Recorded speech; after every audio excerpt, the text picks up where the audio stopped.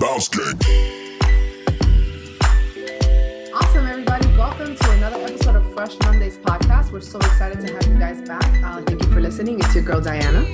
And it's your girl, Marley. Good morning. Well, good morning for me, obviously, but good morning to y'all. Happy Monday. Good morning, good afternoon. What was it? Good morning, good afternoon, and good night. Right? There you go. Is that, what's that movie? Truman Show. Oh, I need to rewatch that as an adult. Yeah. It's like real life now, the Truman Show. That's why we like to refer to that. For those of you who listen to us from back in the day. Yeah, I've heard Truman Show is more realistic today now, like the kind of world and the bubble we live in now. So that's definitely a movie I'm going to revisit. There's a lot of good movies as an adult to revisit, and I think that one's going to be an eye-opener. And shout out to like movies foreshadowing the future. You see what I'm saying? Like there's a tendency that Hollywood kind of gives you like a little bit of a sneak peek of what's coming. It's like the Mission Impossible movies. You know what I'm saying? They had touch screens a long time ago and all that stuff when we were younger, and like none of those things existed. That's true. Oh my God. Never thought of that. I think movies sometimes give us the hopes of what we want it to be in the future. And then someone who has the capability kind of like, I'm going to make that happen. And I want that to be real. Right. It kind of shines a light on the possibility. That's a good point. And now that gives a person an idea to kind of invent something. Yeah. Shout outs to Hollywood and movies. I love, like, I have a list of movies I need to see that came out before the Oscars. And I think the Oscars are next weekend or something. So like there's this list of movies that I want to see, Mary Poppins being one. And like, you know, it gives you that really good feeling when you watch good movies at times. Absolutely. And I've not to be one of those people, but I don't think movies are like they used to be. So it's really refreshing when you see a movie that they took the time to make it cinematically beautiful, or they like did a storyline instead of everything being action now and everybody's a superhero, everybody just gets shot. Like, you know, like there used to be like a climax and a story, you know what I mean? Like it's not the same. And like emotions and like thought through it. Like you have to like put things into other perspectives, and you have to take your time and watching it and diagnose it, and then probably go back to it and catch something else again. And you're just like, ooh, what was that? Like those kind of things don't happen. And not even good comedies. You know, I think I've always said I'm a good like romantic comedy kind of girl. Yes. And like, even though, even those are being missed sometimes. Like they don't exist, I don't think anymore, in my opinion. Right. But since we are in the subject of films and movies and how much we enjoy it, we want to say thank you very much to Ernest White II. We really want to say thank you. You are a very inspirational human being.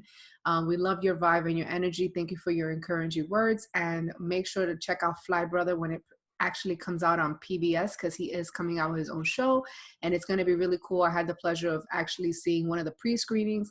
I think it's going to be very entertaining. I want you guys to make sure to check it out in a city near you, because he is going to be doing it all over the country, and also stopping by Seattle so that him and Mara can actually watch it. So it's going to be pretty cool with her friends from Seattle to go check it out. Awesome. I'm excited. And as we were talking about the content and movies that we've kind of missed, today's episode, we are talking to a content writer, to a writer in general, who really can give us some perspective of maybe these new movies that are out, right?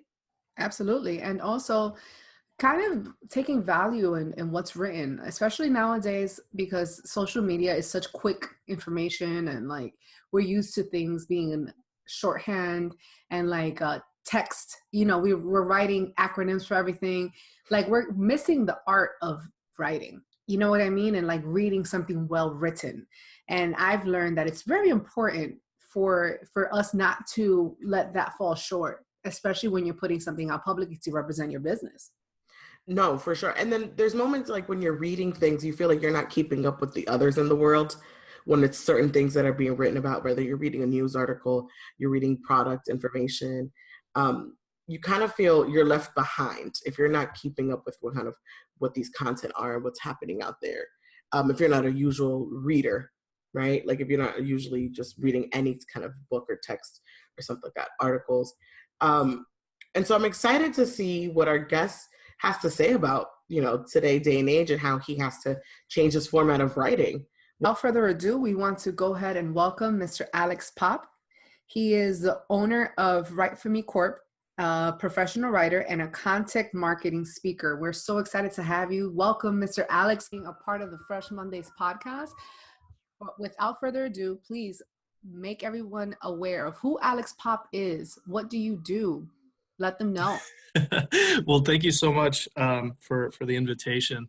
My name's Alex Pop. I'm a writer, so I make your content pop. I'm a writer and a storyteller. I think probably one of my best skill sets is that I'm just a very naturally curious person. So that's enabled me to start my own business and work with different entrepreneurs, people, first year, second year, third year of business, some of them even more further along, that are looking to kind of find their voice and find out what it is that they want their audience to know about them and what distinguishes them in the market. So my training was in psychology, and I like to say I'm like 90% psychologist and 10% writer, because I think you have to be there, right? You have to hold space for the individual that you're talking to, and then flushing that out and then communicating that, whether it be on their blog, on their website, etc. So that's what my company does. So you take the time in your background in psychology and you kind of like go deep into that person's like emotions or thought process, those kind of, is that what you do? Kind of like just sit there and like I love it. Is that what you do? Like you love to hear everything about their life, their story kind of deal, and kind of make it happen? How does that process, like, is it awkward at first, or like how does that process happen with the business that you're working with? Sure. Right. So how do you open up that person? Usually they're at the stage where, they're hearing from multiple people, right? Brand new entrepreneur. You have something unique here. Your approach to this, no one else is doing. There's an unfulfilled need, right? And they're like, well, my own personal journey has been in perfect alignment up till this point. And so how can I take that and amplify it? How can I take that story and brand it in such a way that's appealing to people? So I'd say I probably go a little bit too deep. But I think we flush that out and then we say, hey, look, this is more on the personal side. We don't need to put this on your website, but this is good just for your own personal use. So a lot of that psychological work, that I think a new business owner, we're struggling with doubt all the time. We're struggling, am I good enough? Self-confidence, all these things that we all struggle with, right? And so I think it helps when your writer is naturally curious and trying to invoke that out of you. Right. But what about the challenges of people who want to keep themselves separate from the business? Because I think sometimes I've even had that challenge. You kind of want to protect the personal, you know what I mean? So it's like you don't really want to share the struggle or the story. And even though that's what appeals the client more, because people like to feel like they have a personal connection with you.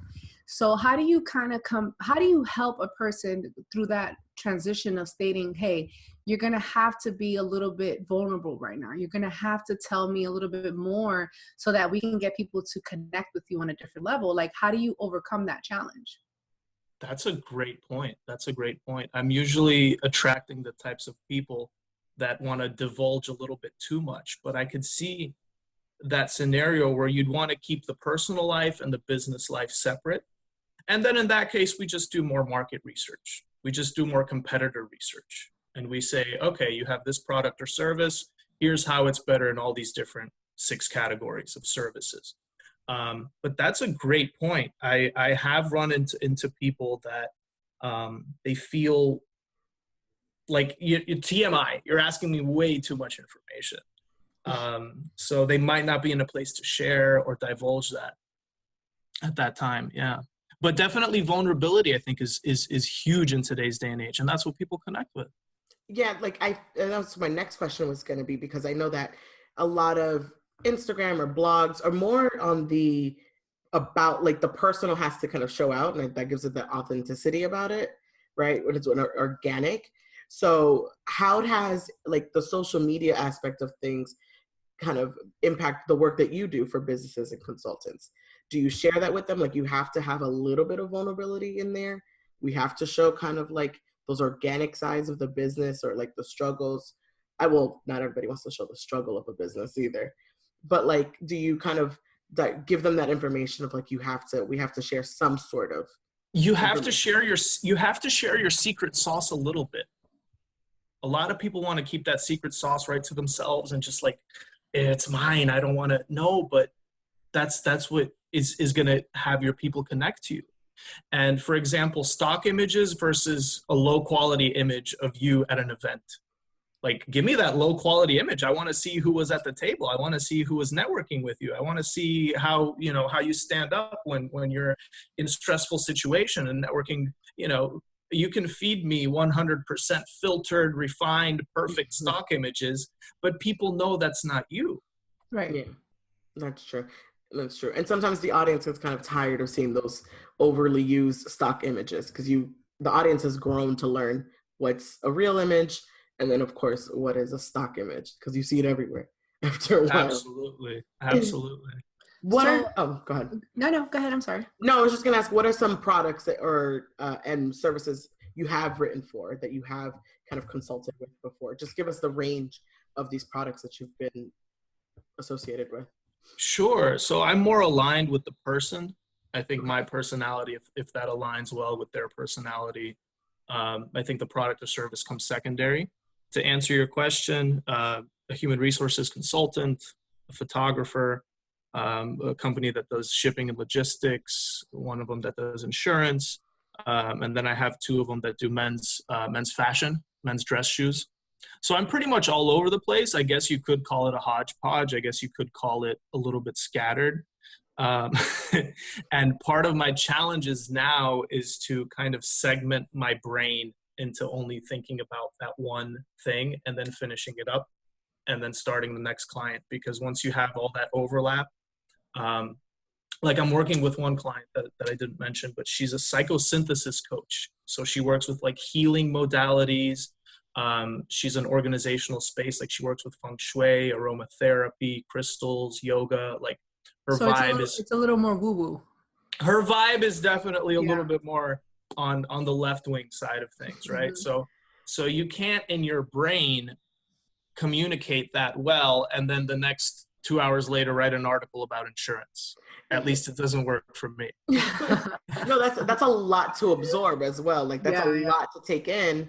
And your brain would probably end up writing about insurance in the world of crystals or something like that. You'll probably end up mixing those. You're mixing your cross currents, right? Oh man, that is different. Dang. But that demonstrates a lot of the versatility within yourself. You have to like step in and step out of a lot of different and wear many different hats in order to authentically write something that's effective, which I guess is a great way for us to discuss a little bit about your company, which is Write For Me Corp. How did you decide to start this? Because you were an entrepreneur, you're still an entrepreneur, you were a self-starter and you said, hey, I want to make this dream come true. That's your own personal dream to help others advertise and promote themselves. That transition there, when you came up with that, did you have a target customer in mind? Or did you always say, hey, I'm going to be versatile and I'm going to help all professions. I'm going to help the person who has the business for crystals as well as the guy that does men's fashion. Like, was that part of the origination when you decided to create this company? I don't think that was part of the original plan. I think initially starting out, any new business owner, you're saying, okay, this is my audience, very narrow focus. I'm just going to keep doing this. But I guess people got attracted to me and other things just kind of fell in my basket. Definitely the entrepreneurial mindset was there. I was very stubborn. I'd see something unethical at a place of work. I just couldn't keep my mouth shut. And so that definitely made me an outsider. And I think probably the best decision I ever made was to brand myself with the Alex Pop name, right? It's easy. It's fun to read. It's quick. It's punchy, kind of like how I try to have my copy be. But to kind of like, answer your question in more detail, I think if you're a new business owner and you're trying to find out what that thing is for you, definitely having that goal helps, but you have to be adjustable along the way. And how I started, I had an initial client that I worked with back at an agency about 3-4 years ago. And he reached back out to me on Instagram and he said, would you want to do the articles for my blog? And I said, sure, I'm open to that. So that was one. that was one. And you can't really build a lifestyle around that, but I added it to my full-time job. I took care of him. You know, I produced, I met my metrics, I met my promises to him. And then from that one came another one. Then from the third one, fourth one, 3 or 4, then you're kind of saying to yourself, hey, look, I have enough to keep the lights on. Why am I doing the full-time job for somebody else? Why am I wasting all my time with these recruiters getting me for a job that, I don't know. Me personally, I think companies will say, hey, look, your family will take care of you. But that's bullshit, because in this day and age, you know, it's not true. And the only person you can rely on is yourself. So I started getting 3 or 4 or 5. And then I said to myself, look, this is it. I have to make a business, get registered on Sunbiz. You know, to own a business these days here in Florida, it costs you what, $150, $200 a year to maintain it between all the taxes and everything. Right. So it was an easy barrier to entry. And I said to myself, if you don't do this now at 26, 27, 28, you know, God forbid what the worst case scenario would be, because so many people end up starting their business very, very late in life. And you know, maybe there's something to be said for you get less opportunities. If you're in your 40s or 50s, you know, people like to make the bet on a young, fresh racehorse. Why do you think that is when it comes to a skill like writing? Why do you think people kind of prefer a younger writer? I think it's I don't know. That's a good question.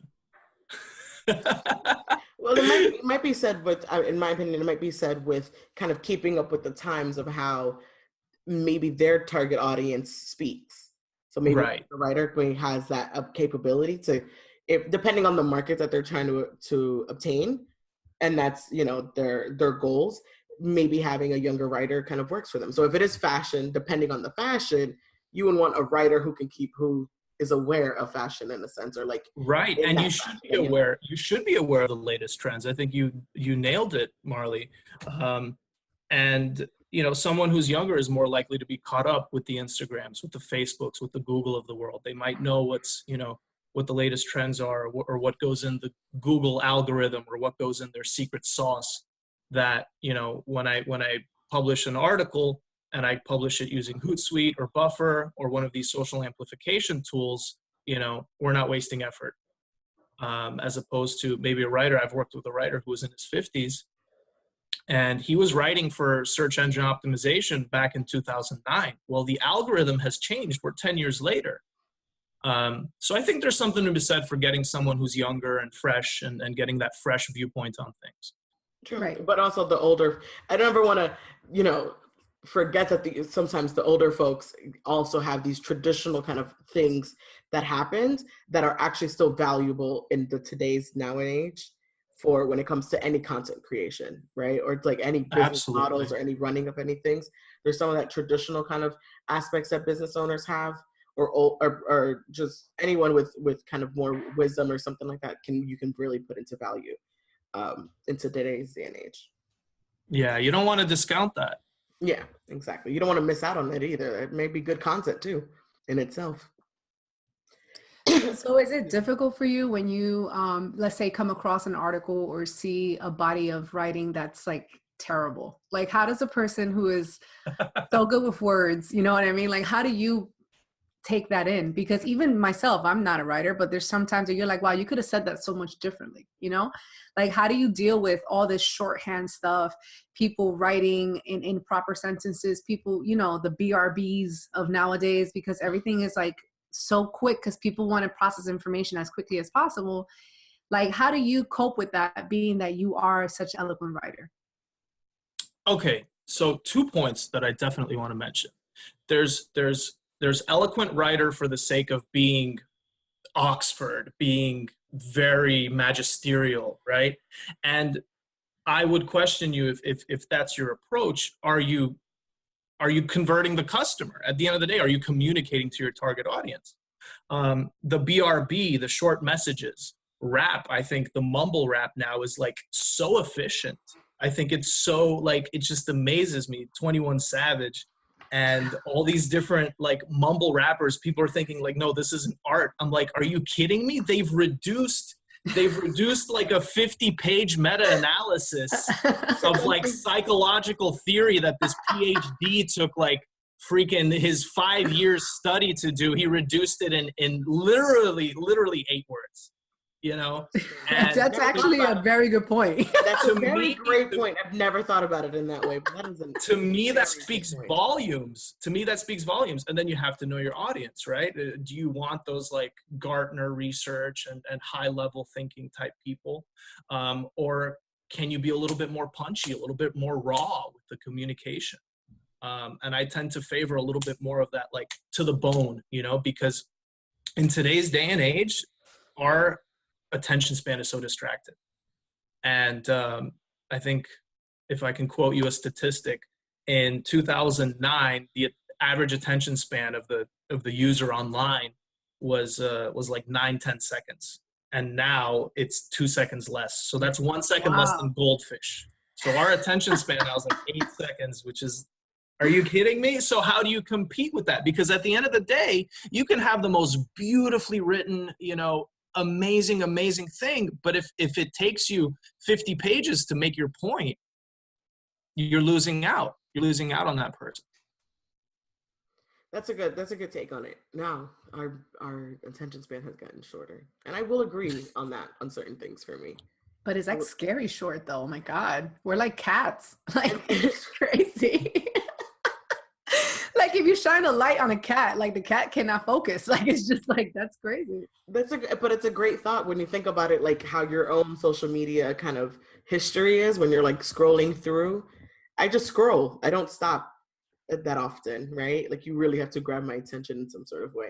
And sometimes if your post is like the whole paragraph, no, we can't do that.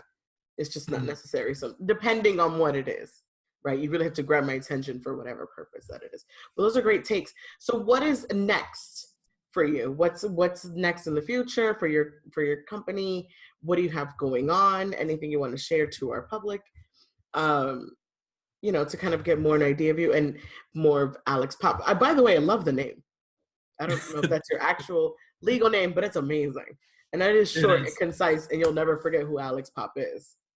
Yeah, thank you for I love that. people who have like those born with already names. You ever met like the like what's like Christina Aguilera? Like that is it already, like it just rolls off the tongue kind of. Is that her real name though? I'm just asking. I don't know. Right.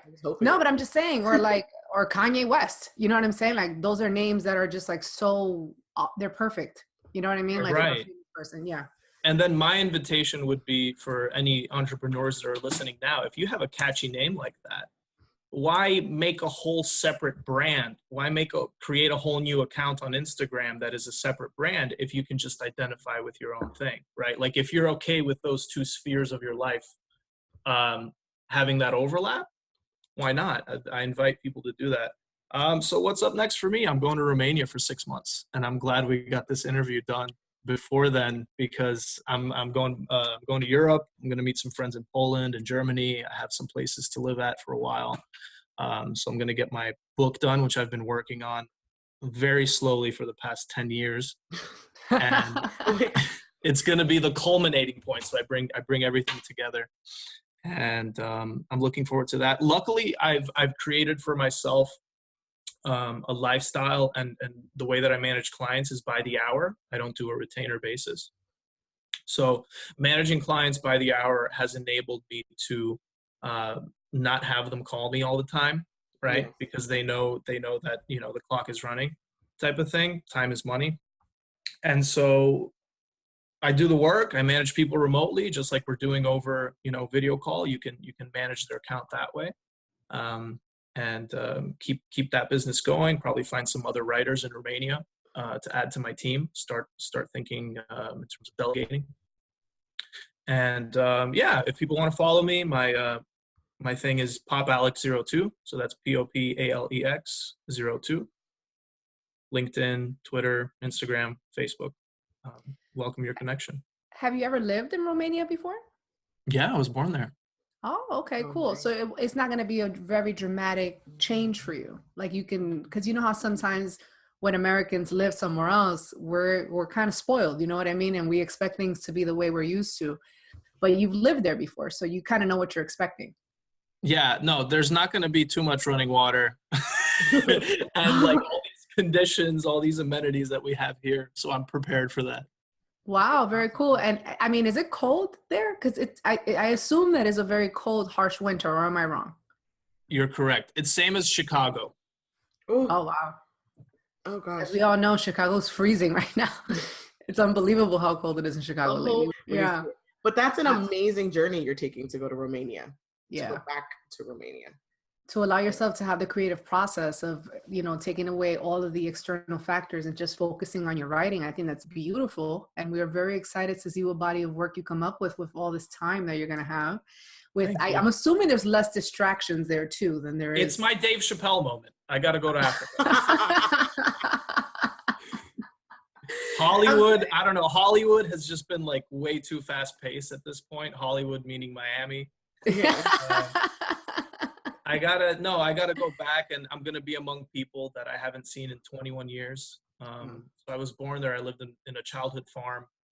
We had cows, we had chickens, we had roosters. Now it's just the dog there. So it's my grandmother and my uncle. He's taking care of her, and so they have plenty of space. And I have an old typewriter there. So oh my God, I love this. Old school. I'm gonna send you a letter. Oh my God, let me tell you this. So I've been collecting this cheese, which is buy one get one free on Publix. It's this Gouda cheese, and I wish I had it right here with me, but it has like this red wax seal. So I want to take that red wax. I want to do like an imprint and send letters, old school style. That is absolutely amazing. I need an ink pen. Yeah. But like people are nostalgic. Like, you know how record players are now back out again? Like no one has a CD, you have a record player. Like that's in that same aspect of like just typing. Because sometimes when you write by hand, it feels so much better. You're just writing in pen and paper. The connection. Yeah. It's amazing. So I can just imagine I would love a typewriter right now, just the thought of it. Because it just feels so much more real when you're typing. I think we need to slow down. I think as a society, with the attention span, coming to a new year, right? We take time to reflect. We take time to vision board. We take time to be thankful. And then if you get right back on the freaking Ferris wheel again, So giving yourself that time to be mindful and saying to yourself, as a business owner, as a student, as somebody just living their life, are all these opportunities that I have in front of me, am I being overwhelmed by them? Is it just something that I'm doing to please somebody else, or is it ultimately aligned with my highest vision? So that's what I think this trip is going to be for me, is going to give me that drifting point, that clarity. That's awesome. That's awesome. Now, from all the experience that you've had, if you work with such a versatile amount of people, what would you say is the number one mistake that business owners make when they're creating content for their business? I think the number one mistake that business owners make when creating content is just not starting.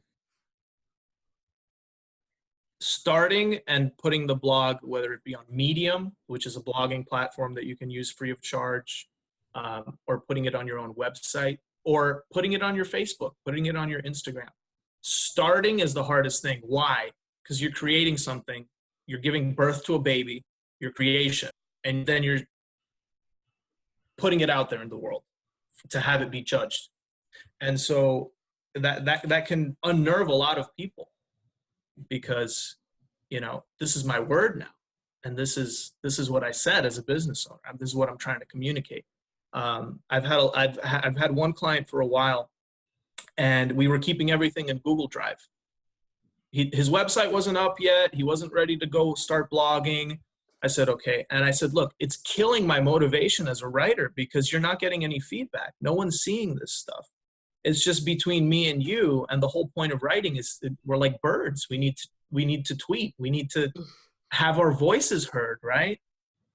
There's angelic beauty in the way that we speak and in the way we communicate to the outside world. And so the number one mistake is to just not start, and just do a bad job. And you know what? The second one's going to be a little bit better. The third one's going to be a little bit better. So that's my invitation to people is don't let that fear of judgment hold you back. You do have something unique to contribute to the world. That's a great kind of reminder for folks, just to kind of push them forward when it comes to their businesses, that they do have something to give to the world. So that's fantastic. So once again, I want you to tell everybody how to follow you, how to reach you if they need your services. Even though you are going to be in Romania, that doesn't mean that you cannot provide them with services, because we have this trusty tool of Skype, of Zoom, of GChat. All of those things exist, so people can still reach you even if they're all over the world to get your services. So how do people do those things? Sure.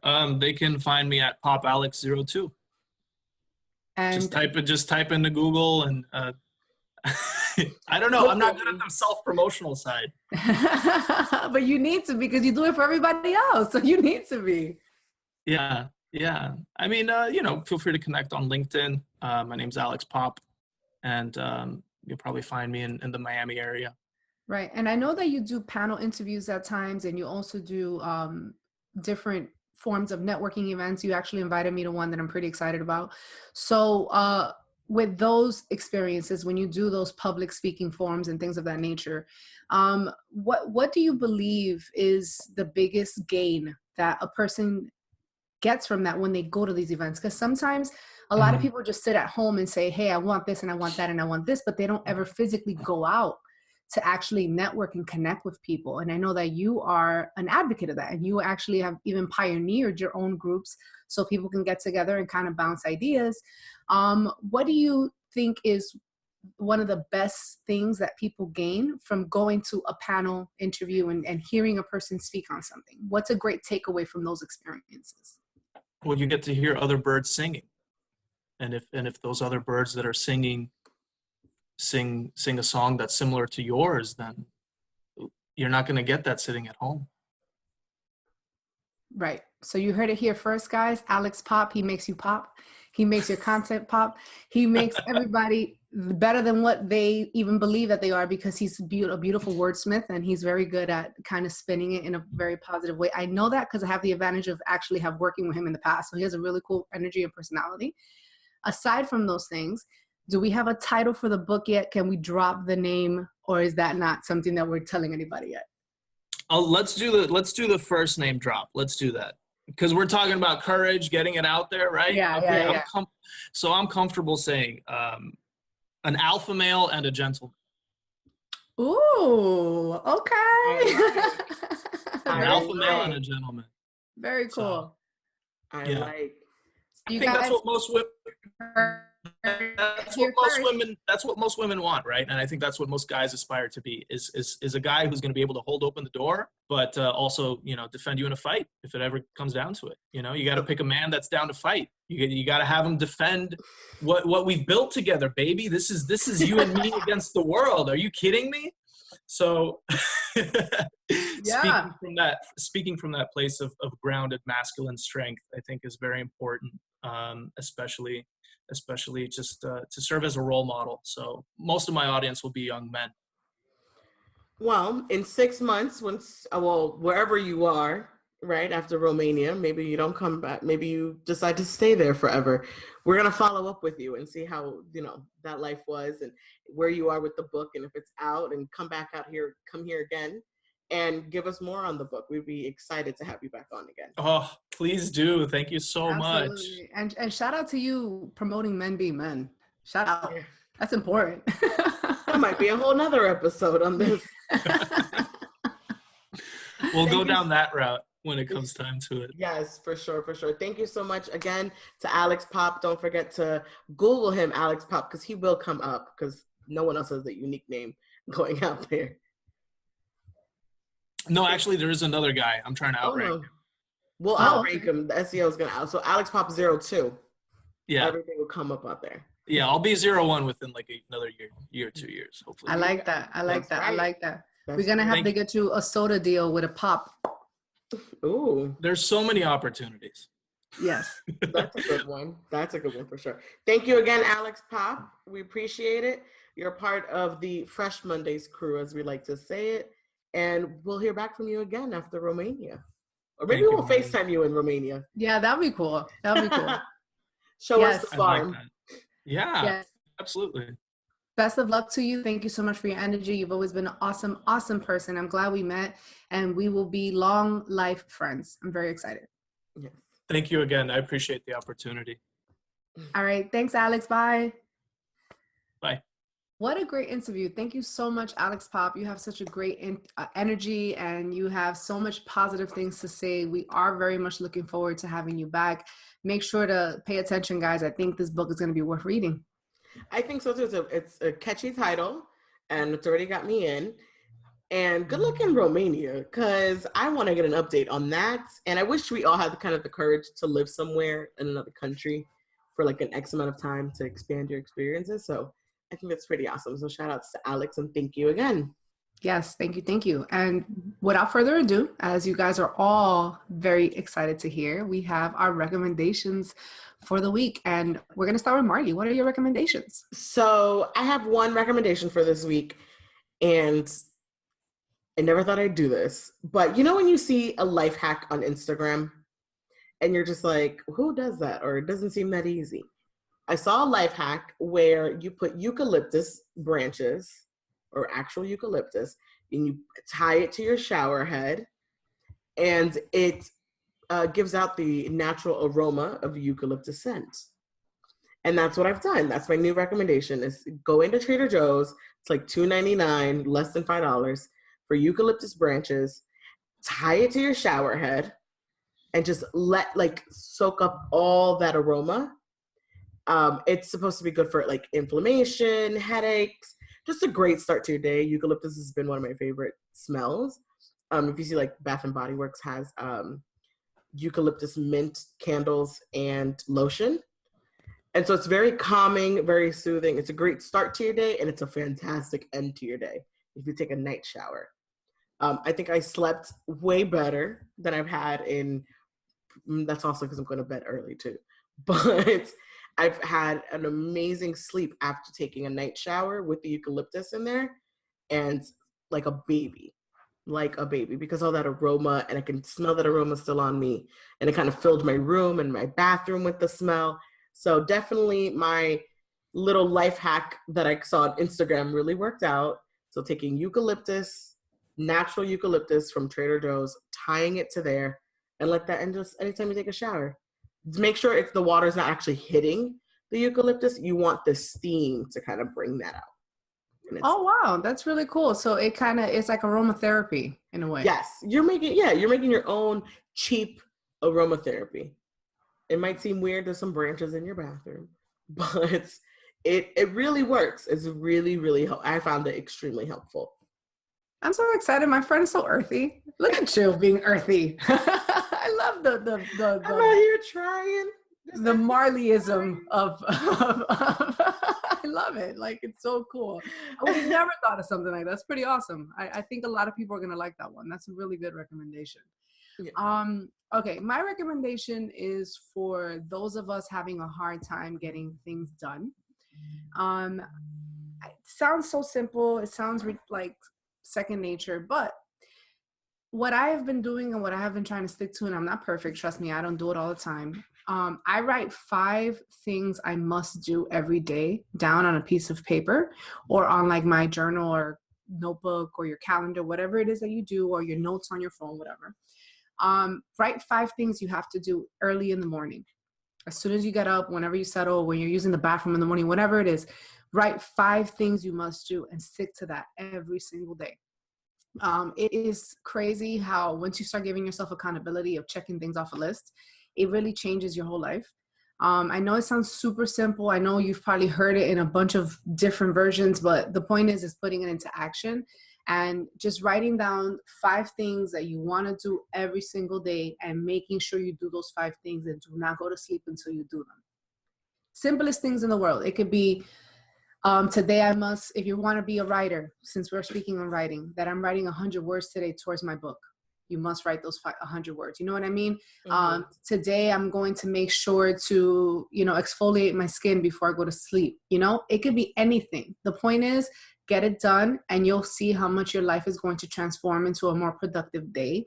I have to do that because it's gotten to the point that unless I hold myself accountable to things, I can let them slip because I'm doing everything for myself. You know what I mean? And when you do things for yourself, like there's no requirement. You don't really, you know what I mean? Yeah. You don't complete your task. So I think that just write 5 things, write it down on a piece of paper, make sure you held yourself accountable, and don't go to sleep until you do those 5 things. And it will help with a lot of different areas of your life. So that's my recommendation for the week. It's based on accountability. It's based on seeing outcomes, and you'd be surprised in a month how much you can accomplish. I'm definitely gonna do that. I'm gonna take that recommendation.